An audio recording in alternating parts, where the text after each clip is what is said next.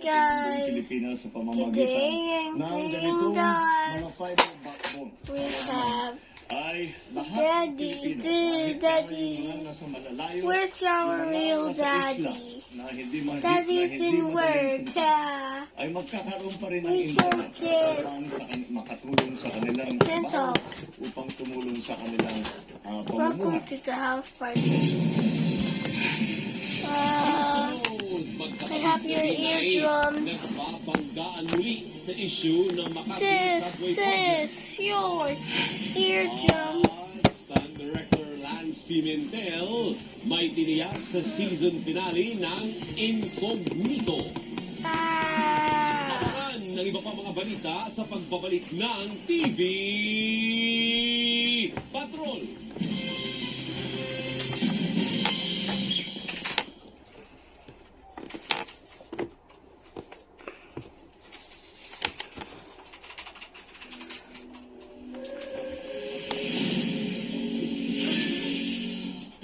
Ginagawa ko dito. Pinupumatay ka namin! Tumigil dito! Gusto niya patayin na po ang pamilya namin. Kailangan namin ang tulong mo. Kasahanan ng plan.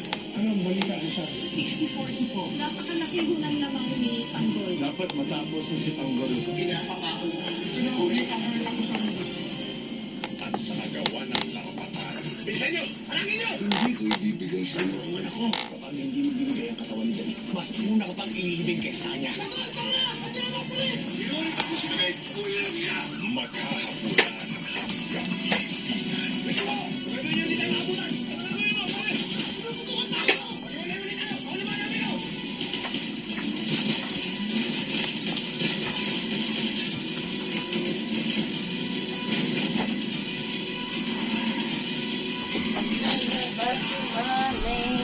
Running, 8 p.m.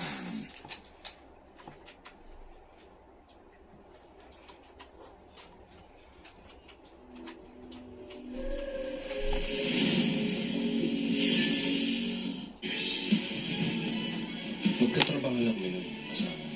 Paano ako maniniwala sa iyo sa camera? Kapag desperado sa pera, We need to level up our game. sisiguraduhin ko na makawala siya sa landas natin. Walang sinasanto. Hindi ako titigil. Hindi ko makakanta. Ayun ko mo sa lahat.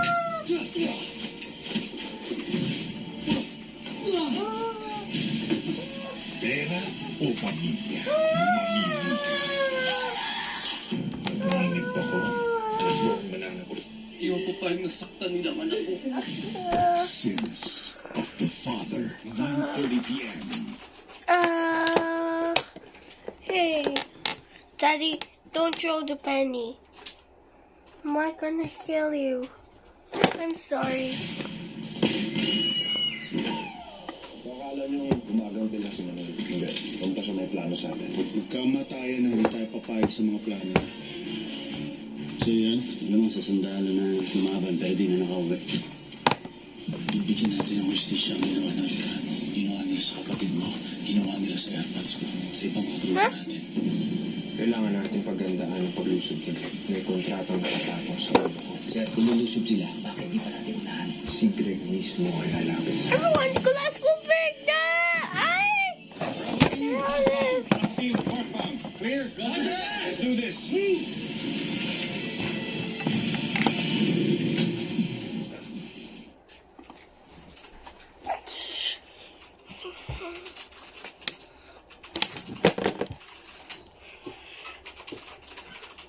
Good afternoon, ladies and gentlemen. The captain, Rickson Hawks, number 1, Ono Santoya. Maaasan ko ba? Alam naman natin lahat na kung wala o talo kayo lahat. Maganda na yung tingin sa salita mo. Just to save your scholarship. Kung natalo ka, find a place where you can win. Ginagawa mo dito? Nag-tryout. Iyong puso.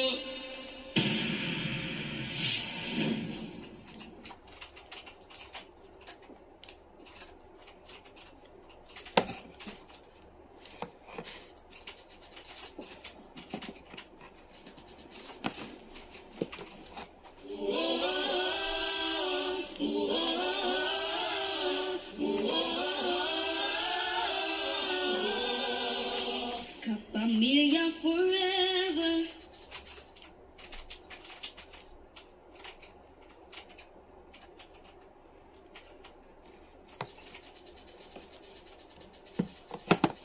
You wanted me to stop here in LA, so let's go. Hi, we are Dee. You wouldn't plan out the 2024 will be such a big year. No one expected it. Sobrang natin nila sa Philippines. And then saan tayo pupunta? From NFT and went abroad. Pero doon, talagang wala ka. Paano mawala yan sa IP? Wala hanggang dulo. Yun yung pinangahawakan namin na walang bibitaw. Panoorin niyo.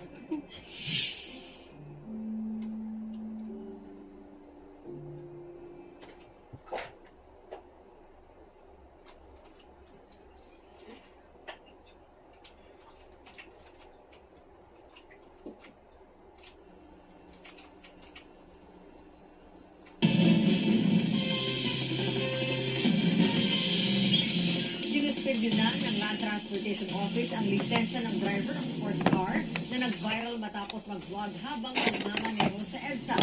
Let's Nagmimili go dito put ng in mga there. sa trabaho ng isang MMDA We traffic cannot enforcer put dahil sa down. maling paghuli sa isang motorista na maraming karga sa kanyang pickup truck dahil umanong sa kawalan ng markang not for hire.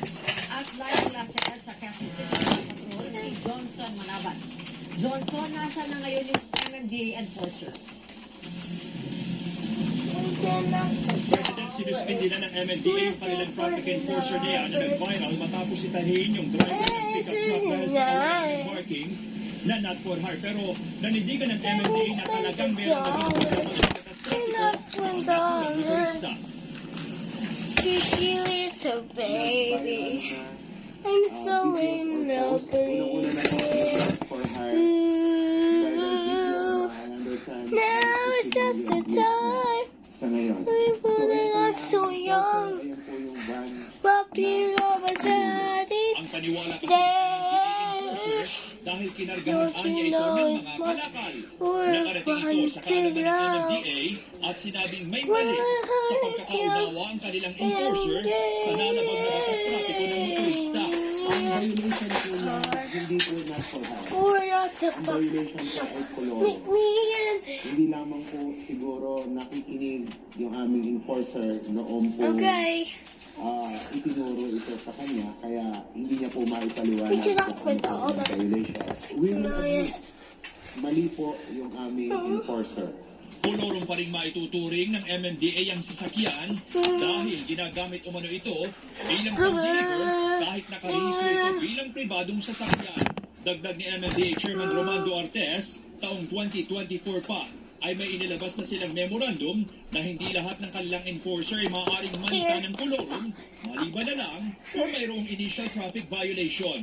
Nitong Lunes, inilunsad na rin ng MMDA ang real-time SMS at email notification para sa mga may traffic violation sa ilalim ng No Contact Apprehension Policy o NCAP. Manggagaling ang contact numbers ng mga motorista at email address sa Land Transportation Management System portal ng Land Transportation Office. Sa driver's license kasi meron naman talaga yan. Bago po kayo makagawa ng portal sa aming LTMS, kailangan po may email. Some meron din po mga cellphone. Hindi po yan na-access ng kahit na sino. Nagpaalaala naman ang MMDA sa mga fake text at text scams na maaring maglipana. Kung ang nagpadala po sa inyo ay may number na naka-indicate sa information ng sender, fake po yan. Secondly, wala po kayong makikita na link for payment doon po sa text na ipapadala namin. To ensure na hindi po magagamit itong SMS notification sa scam. Samantala, nagpadala na rin ng show cause order ang LTO sa mga operator at driver ng taxi at TNVS na nahuli sa surprise inspection sa NAIA noong June 25 para pagpaliwanagin sa overcharging o sobra-sobrang paniningil ng pamasahe. Meron po tayong mga nahuli na mga nag-overcharging pa rin po dito sa NAIA na dito advantage sa kababayan na pagod sa biyahe, kagagaling sa ibang bansa, tapos na iya 1 to na iya 2, sisingilin nila ng 5,000. Kapag ito po ay nahuli natin or may nag-report po sa atin, 55, 56, we impose na 57, appropriate penalty. 58. Pinagpapaliwanag na rin ng ahensyang layang ito na nag-viral din habang nagmamaneho ng kanyang mamahaling sasakyan sa kahabaan ng EDSA. Sabi ni Pua, malinaw na paglabag sa batas ang paggamit ng gadget ng driver habang nagmamaneho ay agad na ng 90-day preventive suspension ang lisensya ng driver. Marami na po tayong nasuspindi mga vloggers na-revoke ang mga lisensya ng vloggers. Ang paliwanag po nila ay for content purpose. Huwag nyo na pong gawin. Kasi ginawa nyo po sa isang public road. Ginawa nyo sa isang public road na may mga kasabay po kayo na mga ibang motorista. Kapag po may nadisgrasya dyan, hindi naman po yan po. Buhay po ang pinag-uusapan natin dito. So please lang po sa ating mga vloggers, isip na lang po kayo ng ibang content. Sinikap ng news team na kunin ang panig ng viral vlogger pero wala pa siyang tugon. Babala ni Pua, sino mang gagaya rito ay maaaring maharap din sa kaparehong kaparusahan. Itinakda ang hearing sa kasong ito sa July 10. Bernadette, iniimbestigahan na rin ngayon ng Land Transportation Office ang isa pang halos kaparehong insidente kung saan yung vlogger nagmaneho ng kanyang mamahaling sasakyan at ginawang content yung kanyang pagmamaneho, binidyohan ng kanyang sarili, hawak yung cellphone sa kanyang kanang kamay habang tumatakbo ang sasakyan na ayon sa LTO ay delikado at posibleng mauwi sa aksidente. Bernadette. Maraming salamat, Johnson Manabat. Nagbabangga na naman ng magkapatid ng Pinay. Ito naman sa issue ng last-minute settlement agreement sa kumpanyang dapat ay magtatayo ng napigil na Makati Subway Project.